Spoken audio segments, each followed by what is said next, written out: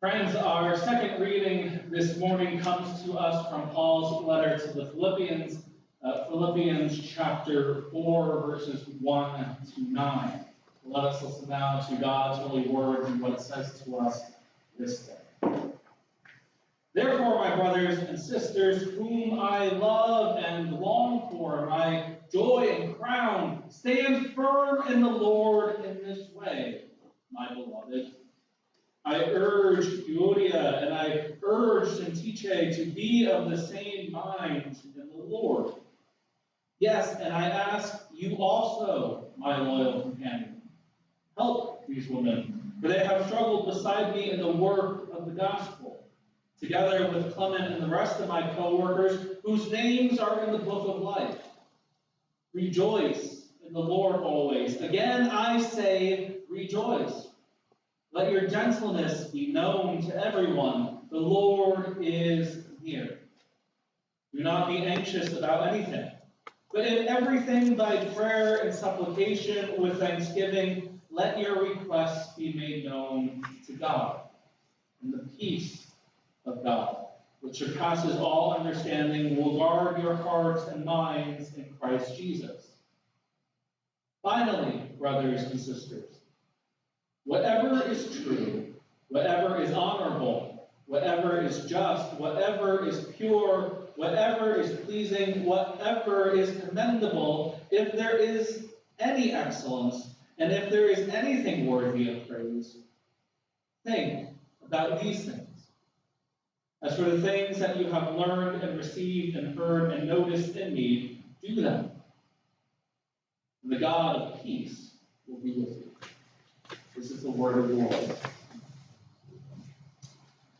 In Minneapolis, there's this place known as Warfield Labs, which is said to possess a really state-of-the-art anechoic chamber.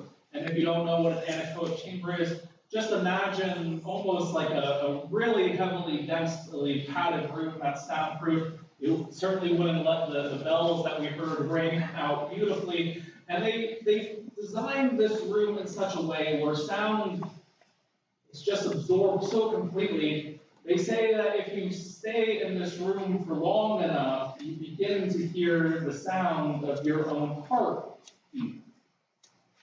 Now, standing opposite to this quiet room, this place that seems to absorb sound, we have things such as sanctuaries or big open rooms with vaulted ceilings where, if you've ever been to a busy or crowded place with such ceilings, you know that sound seems to just bounce off them however it pleases. And if you spend long enough there, you might find that the sound becomes almost overwhelming. In the past, I would have encouraged us to go to the quiet places in our lives, to escape the anxiety or overwhelming nature of echo chambers, whether they be physical or social or psychological. But it seems now that even in the quiet places, there is no longer an immunity to the stresses and realities of life. Work, relationships, school, shifting climates, both in families and communities, on this great gift that God has given us to live on. Gun violence, drugs, poverty, hopelessness, hunger, continued stigma around mental health. All these things which seem to just make up a tiny fraction of what we are trying to process and work through, seem to work their way into our quiet places, which might have been a place of refuge. And for communities of faith, that mission to provide a space to process, a place to heal, might feel even more daunting, especially during seasons of transition. So what do we do? Where do we turn? Where do we find reassurance and comfort and joy? How do we balance our lives in such a way so that both the silence and the more noise-filled places of our lives do not overwhelm us? And how do we ensure that we do not lose sight of the life-altering power of joy and faith? It's important to note that Paul, who is writing to the church this day, is writing this letter to the Philippians. And Paul himself is enduring some hardships. While some might be a little too, it might be putting it lightly, Paul is in a Roman prison. I mean, our prisons today aren't that great, so imagine the Romans, about them. Prison was not great there either. And Paul is writing from his cell, wondering what is going to happen to him, wondering if he will be sentenced to death for his proclamation of the good news. As he writes, he understands that he is addressing a community of faith as well, who finds themselves under a great deal of stress, psychologically, physically, economically, from those who were surrounding them and pushing them out. Paul understands that hope, Paul understands that joy are difficult things for us to feel when presented with trying circumstances. And so he writes to the church. Paul writes to us to spur them on, us on, encourage them, and instruct them to keep doing what they are doing with joy in the midst of the unknown. But Paul doesn't offer them a shallow hope or a hollow hope. Hope where we just envision that things will just be perfect and will work out. He provides them with practical ways. He provides them with advice to balance life's quiet and busy moments and to connect more deeply with their own faith so that it doesn't weigh on them like an oppressive force that they are already experiencing. As we hear Paul write to the Philippians, we find that there are things in his teachings that apply to us. And I want to highlight just a few of those essential practices Paul lists up that will lead us into a deeper understanding of joy as something that is active, an active practice. We hear Paul say this, that he urges the church to rejoice in the Lord always. Joy is a practice. Joy is an exercise of the heart, the mind, and the body.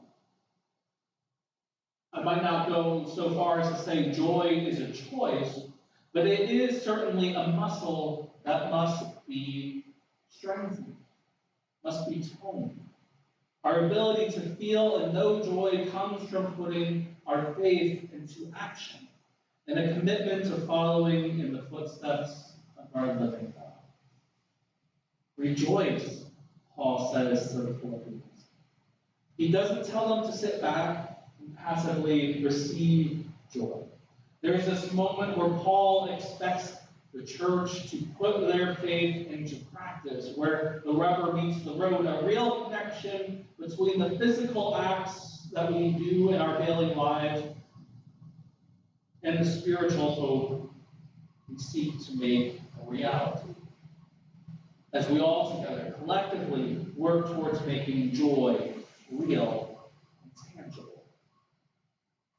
There's another part in Paul's letter to the Philippians that he lifts up for us this day. As you hear Paul list off all these things and tells them that everything can be perfect. When we're worried, when we have fear, lift it up to God.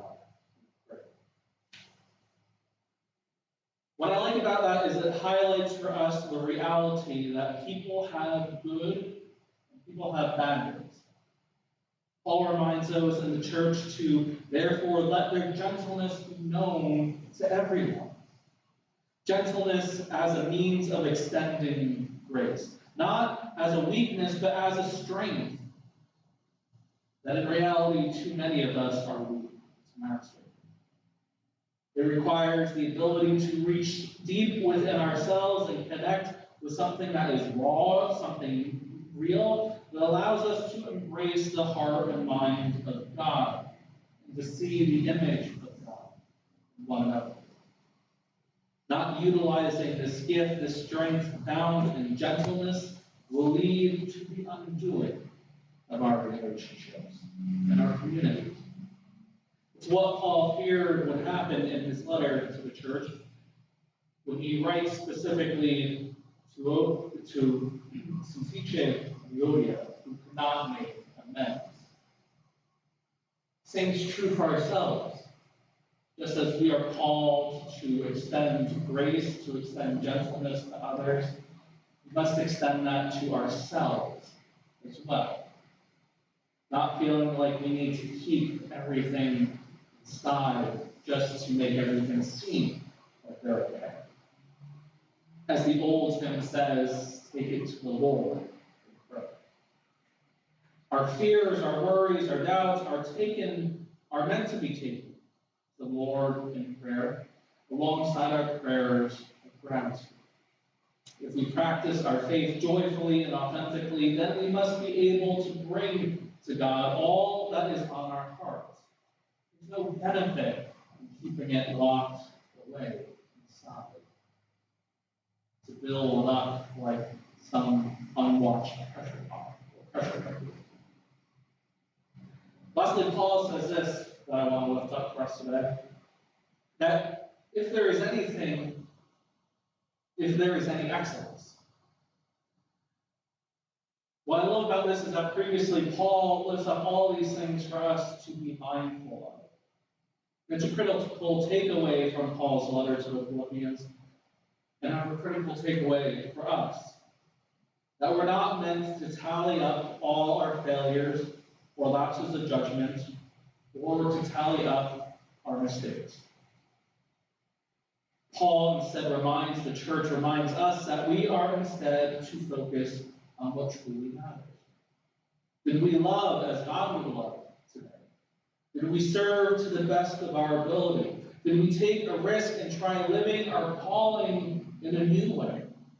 Was I mindful of the way in which I was blessed, or the ways in which I was a blessing to someone else?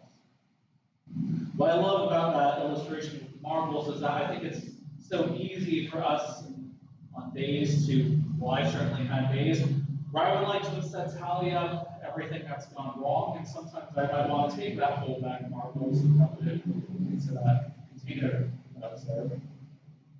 But what would it look like for us as a church on those days to come together, to count up the ways in which we are striving to do better, ways in which we are trying together collectively to follow in the footsteps of our God?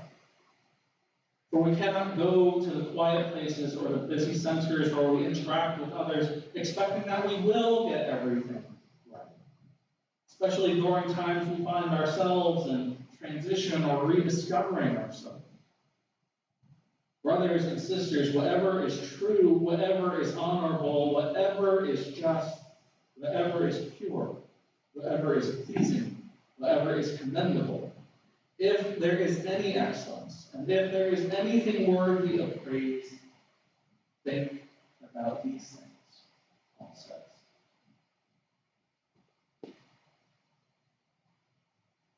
Friends, let us embrace joy as an active practice. To embrace joy as a means to extend grace through being our authentic selves. Let us embrace joy so that we might focus on excellence in our daily walk of faith. We aren't called to be perfect people, but we are called to be genuine, to be steadfast, our commitment to one another, to ourselves, and to God as we follow along this journey of life and faith. As we navigate the complexities of our world, may we find solace, therefore, in the quiet places, prayer. May we find joy in the noises of laughter and conversation and connection, knowing that the peace of God, which transcends all human understanding, will guard our hearts. Let us go forth rejoicing always, embracing gentleness that strengthens our bonds, living a life worthy of faith. In doing so, we become beacons of hope and healing in a world that desperately